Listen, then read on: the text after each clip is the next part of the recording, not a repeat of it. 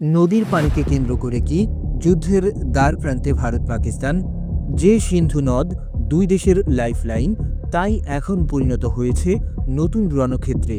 ভারতের সিন্ধুর পানি নিয়ন্ত্রণের চেষ্টার জবাবে এবার সরাসরি সামরিক পদক্ষেপের ইঙ্গিত দিচ্ছে ইসলামাবাদ। একের পর এক হুমকির পর এবার এলো চূড়ান্ত হুঁশিয়ারি। পাক প্রধানমন্ত্রী শেহবাজ শরীফ সাফ জানিয়ে দিয়েছেন, পানি নিয়ে কোনো ছাড় দেয়া হবে না। শত্রুরা চেষ্টা করলে তাদের এমন শিক্ষা দেয়া হবে যা তারা সারা জীবন মনে রাখবে। সম্প্রতি এক ভাষণে প্রধানমন্ত্রী শেহবাজ শরীফ বলেন, শত্রুরা শুনে রাখুক, পাকিস্তান থেকে এক ফোঁটা পানিও তোমরা ছিনিয়ে নিতে পারবে না। তার এই বক্তব্যকে হুমকি হিসেবে দেখছেন না বিশ্লেষকরা, কারণ এর পেছনে রয়েছে পাকিস্তানের সামরিক ও বেসামরিক নেতৃত্বের সম্মিলিত কঠোর অবস্থান। তবে ইসলামাবাদের এমন কড়া বার্তার পরও এখন পর্যন্ত নীরবতা পালন করছে নয়াদিল্লি। এই উত্তেজনার শুরুটা হয় মূলত কাশ্মীরের পেহেলগাম হামলার পর।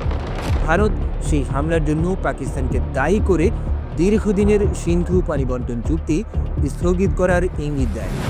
ইসলামাবাদ এই পদক্ষেপকে যুদ্ধ ঘোষণার শামিল হিসেবে আখ্যা দিয়ে আন্তর্জাতিক সালিসি আদালতে যায়, আর সেখানেই ঘুরে যায় খেলার মোড়।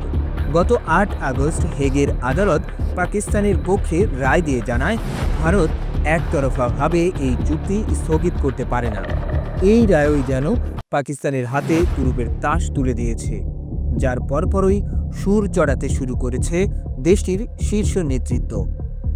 আদালতের রায়ের পরই পাক সেনা প্রধান জেনারেল অসীম মুনির বিস্ফোরক মন্তব্য করে বলেন, ভারত সিন্ধুর উপর বাঁধ নির্মাণের কাজ শেষ করুক, আমরা 10টি মিসাইল মেরে উড়িয়ে দেব।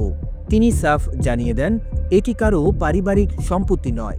একই সুরে কথা বলেছিলেন সাবেক পররাষ্ট্রমন্ত্রী বিলওয়াল ভুট্টো।